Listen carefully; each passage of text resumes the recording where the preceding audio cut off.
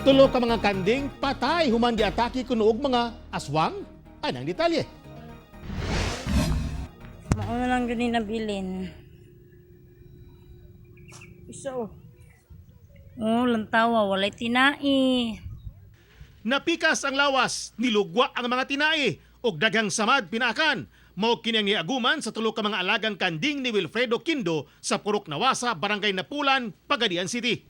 Gikan kuno si Wilfredo silang umahan, diyang iyang naabtan nga ginaatake ang siyam ka mga kanding sa 5 ka mga dagko kayong iro.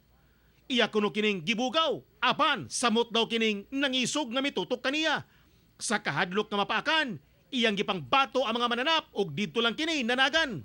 Dagko kay ero nga sukad-sukad kato pa nako pagkakita nga ang mga kanding nako nga siyam ka buhok gitigway nako di ang 5 gipangkuaan nila og tinai. Oto nga di gyud ko katuo murag iro murag unsa ba kato. Tungod sinayaguman sa mga kanding, dili mawala silang pagdudang basig wakwak o aswang ang miatake sa mga alaga. Kuan kay bag klase gid ba dili ingon nga pareha ni mga iro diri bitaw namo nga dili man ingon nato mga dagwaya. Mura makaingon tag unsa man ni wakwak o unsa ba kani. First time dyan ako kita po daw nato kay og iro jud nga for example irumbuang dili mo po siguro makabuhat og ingon ato. Apan sumala sa purok leader sa lugar, iro ra kuno ang miatake sa mga kanding base ra usab sa nakita sa tag-iyan ini. Sa bilip na ko is talagang hayop yun, sir.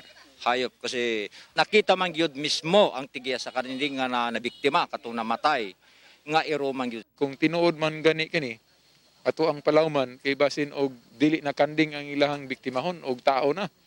Og sa ato ang nasayran upat ka kanding sama sa picture o sa mga hulagway walay mahait nga hinagiban nga gigamit. Ako, Sete Campo, para sa One Mindanao.